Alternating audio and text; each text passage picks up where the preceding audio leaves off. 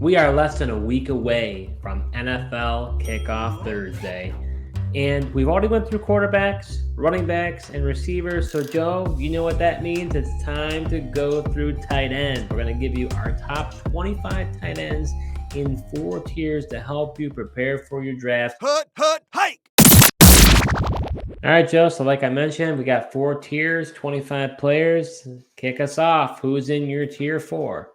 So starting with spot number 25, I've got Mike Gesicki. Then 24, Noah Fant. At 23, I have Irv Smith Jr. At 22, I have Cole Kmet. At 21, I have Jake Ferguson. At 20, I have Luke Musgrave. At 19, I have Sam Laporta. At 18, I have Tyler Conklin. At 17, I have Gerald Everett. At 16, I have Dalton Schultz. And to round it out, I've got Juwan Johnson at spot 15. Yeah, so for me, 25, I've got Hayden Hurst. 24, Gerald Everett. 23, Dawson Knox. 22, Hunter Henry. 21, Luke Musgrave. 20, Noah Fant. 19, Tyler Conklin. 18, Cole Kmet. 17, Mike Gesicki. 16, Tyler Higbee. 15, Juwan Johnson. And 14, Dalton Schultz. So two pretty big tiers in this later end of tight ends here. We've got some differences here. You've got some players I definitely do not have. You've got Irv Smith. You've got Jake Ferguson. You've got Sam Laporta. It looks like all those players you have, and I do not. I have Dawson Knox, Hunter Henry, and Hayden Hurst. By the look of it looks like those are kind of our main differences. Yeah, definitely. Those are definitely the differences, and a couple of those guys you have. I think with the exception of Dawson Knox, if we did a top 30, they'd be in there. But as far as the top 25 goes, they just didn't make the cut. Yeah, I would say none of these guys are going to make you all that excited. I think that do you think these guys even get rostered in your kind of 12 team standard type league? Probably not. I guess if I personally, view the tight end position in like a standard 12 team league as as they call it, a onesie position, where I'm only going to draft one of them, similar to how I feel about the quarterback position.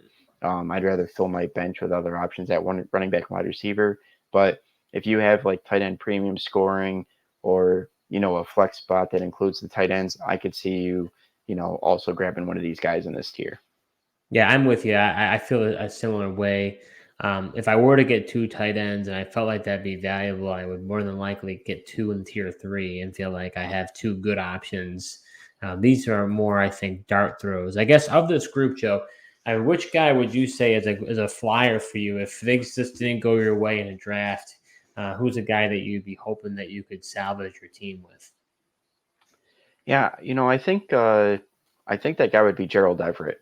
I think I know he's had some, he had a little bit of an injury thing last year, missed a few games, but I just think with Kellen Moore coming over from the Dallas Cowboys, they just seem to target the tight end position quite a bit. So I'm wondering if just that new offensive system garners him a few more targets, and that Chargers offense, I'm just expecting them to pass quite a bit as well. Yeah, I think for me, it's Luke Musgrave. He's a very talented player, very athletic, tested very well. Problem with him was health, but he's already got the starting job at the Green Bay Packers. There's nobody else. They've got Tucker Kraft, but it's really been Musgrave really taking the lead. So I was really concerned that Kraft and him might massively share the role because they were both drafted. I know Tucker Kraft is a better blocker, whereas Musgrave is a more athletic tight end. So, I think there's a potential for him to have a ceiling. And we know with Jordan Love, he's not a rookie, but he's never had a full season. And we always talk about a young quarterback's best friend's a tight end. So he's athletic. A lot of player comps, compared him to Greg Olson. If he's anything like Greg Olson, he'll do really well. And I think he's worth a dart throw. Yeah, definitely. I just, partially for me, probably why I didn't come up with him is I know that you don't necessarily buy into it, but the fact that he's a rookie tight end, definitely factored in it for me. But I think he's a very interesting player, and this Green Bay's offense is far from like solidified in terms of, what their roles are going to be. So it's going to be interesting to see what his role in the offense is going to be. And I think, Musgrave is a person to keep your eye on. And, if he shows out within the first few weeks, keep your eye on him and maybe take him off the waiver wire. Yeah, you're not wrong. I mean, rookie tight ends have not done notoriously well, and so as a result, I could definitely see that making some sense. I would like, Mayer's not in my top 25. He's close. I would have really probably put him there if it wasn't of the presence of Austin Hooper. Hooper actually got a ton of targets last year. He's a guy who could eat into Mayer's workload. I think otherwise, I actually think I'd really like Mayer, or if Mayer was possibly, kind of like having the full role like Luke has, I think I would like him a lot better. Yeah, I don't disagree with you there. I like the, prospects of Michael Mayer, but like you said, I mean, with the presence of Hooper there and some of the other guys in that offense, definitely hurts Mayer's ceiling on that Vegas offense.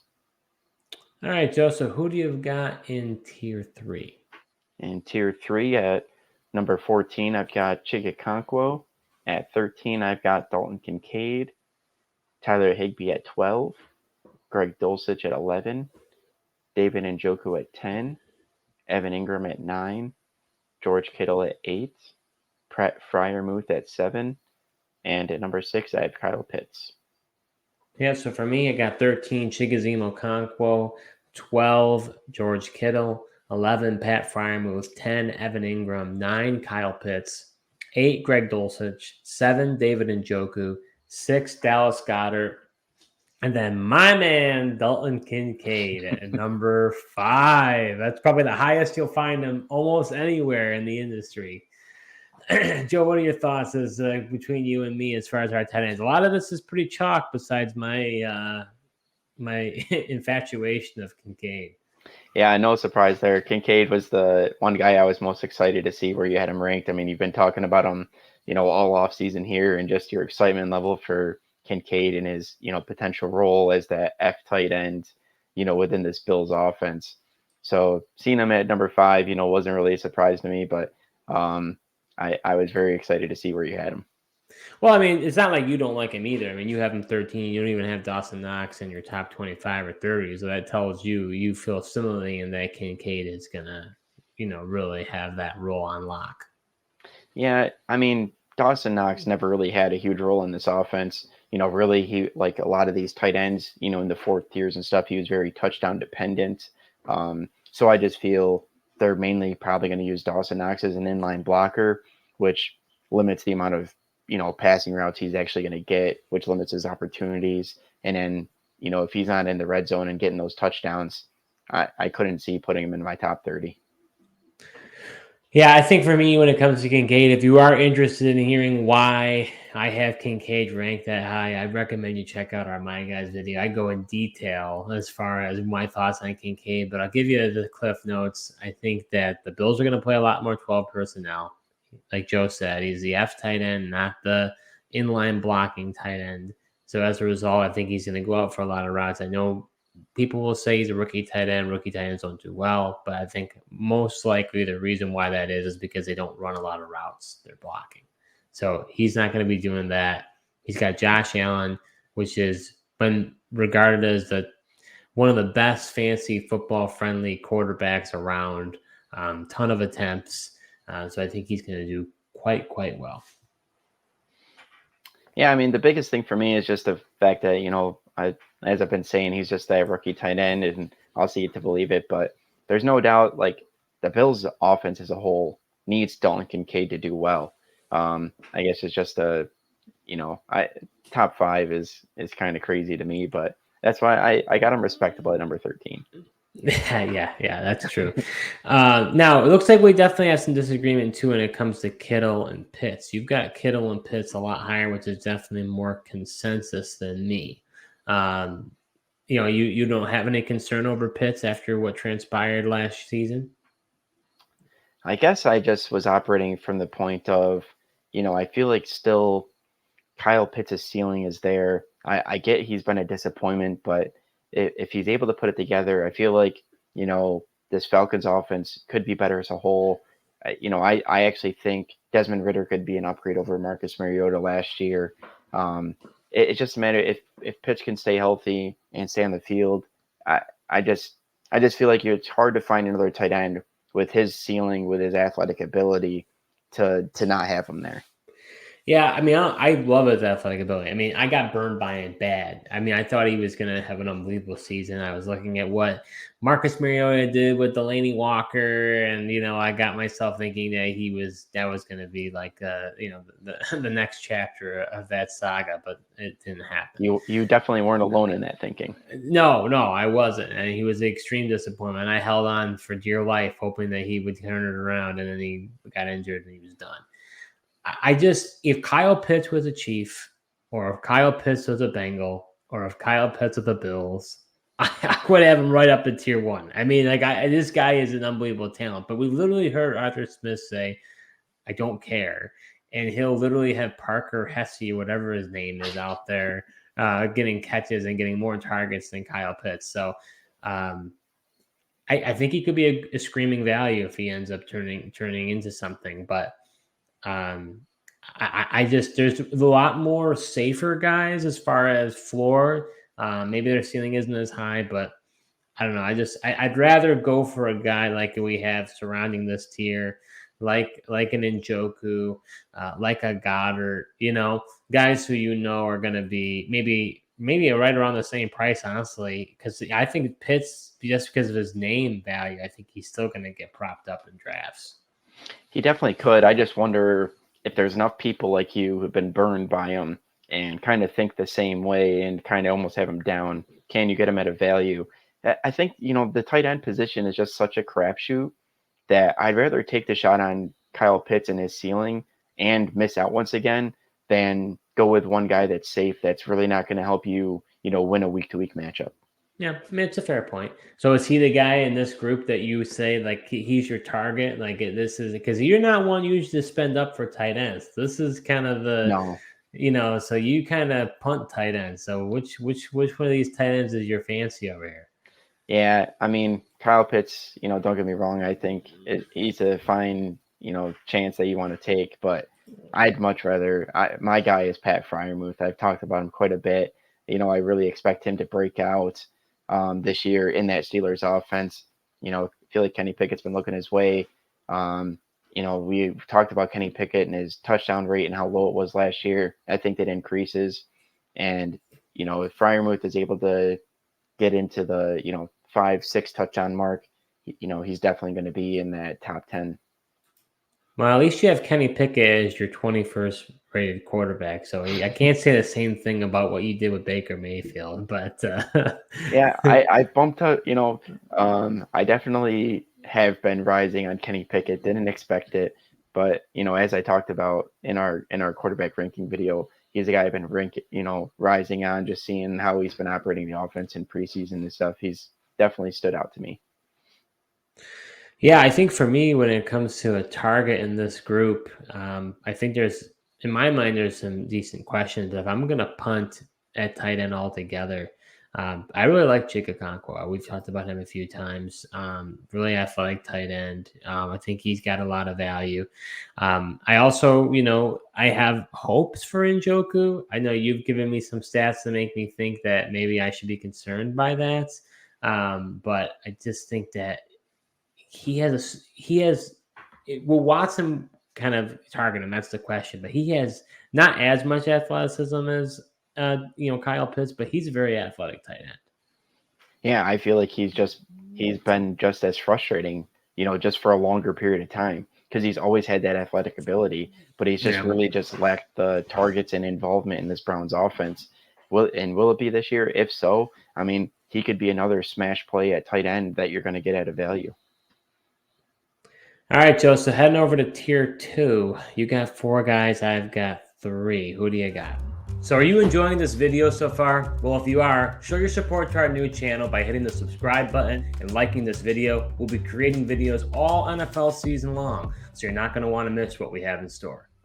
Yeah, in my tier 2, I've got Dallas Goedert at 5. At 4, I have TJ Hawkinson. Number 3 is Darren Waller. And at number 2 is Mark Andrews. Yeah, so for 4, I've got Mark Andrews, 3, Darren Waller, and 2, TJ Hawkinson. So pretty similar here, pretty chalk, compared to us, or compared to the consensus here. I think when it comes down to it, I'm curious your thoughts. I'm like you. I typically don't spend up or I don't draft tight end early. Do you feel like this year is different? I mean, this crop of guys here.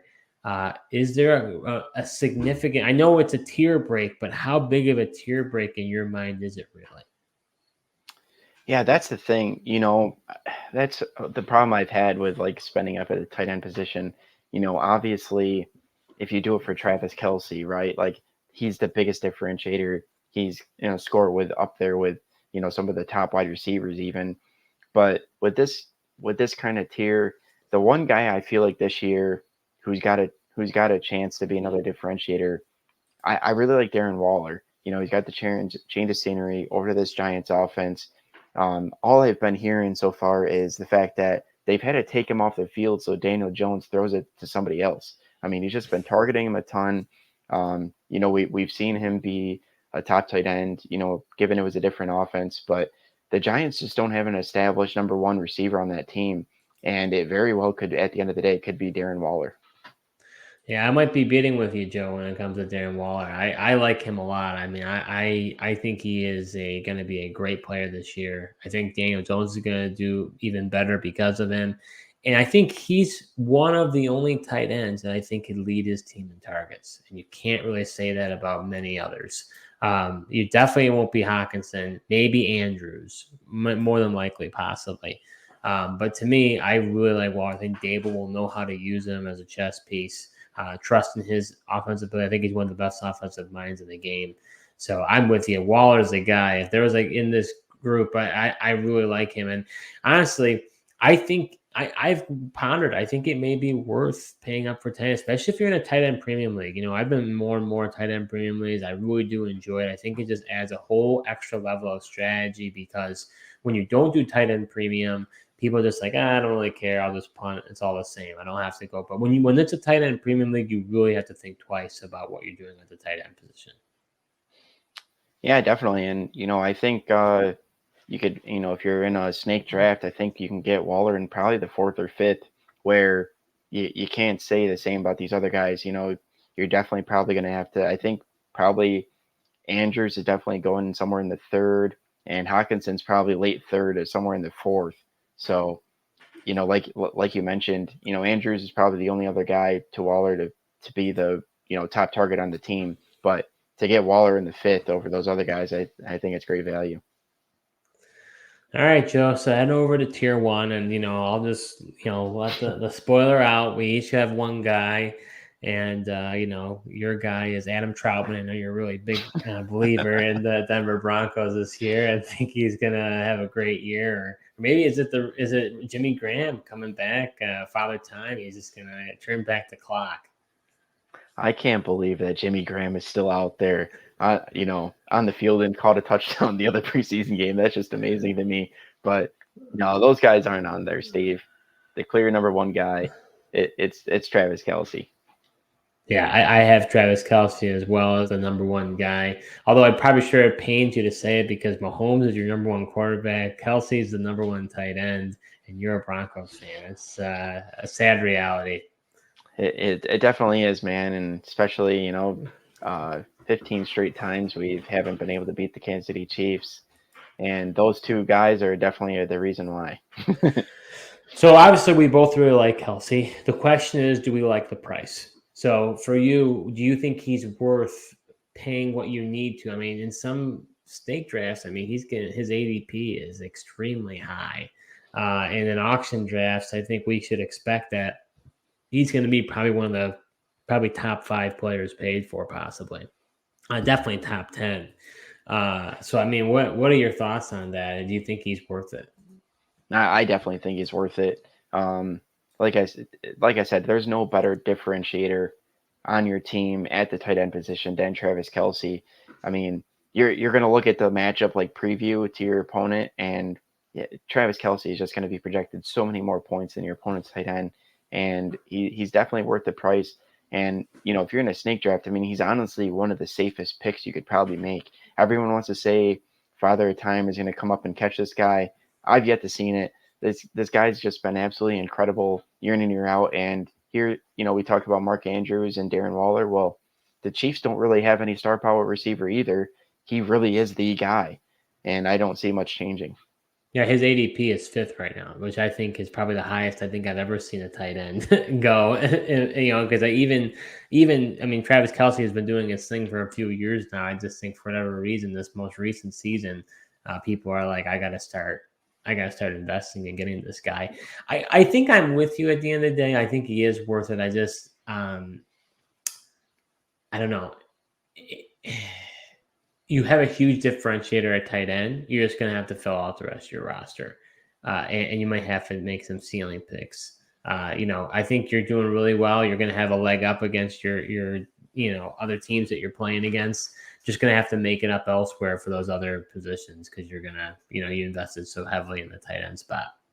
Yeah, definitely. I think the one thing that's tough, is if you go early on Kelce, I think it's tough to – I think that automatically kind of pushes you aside from spending up at quarterback because in my eyes, like I said, it's like another one position I see on your roster with a tight end. So I think it's tough to pay up at tight end and also pay up at quarterback and miss out on the value of the running backs and receivers potentially.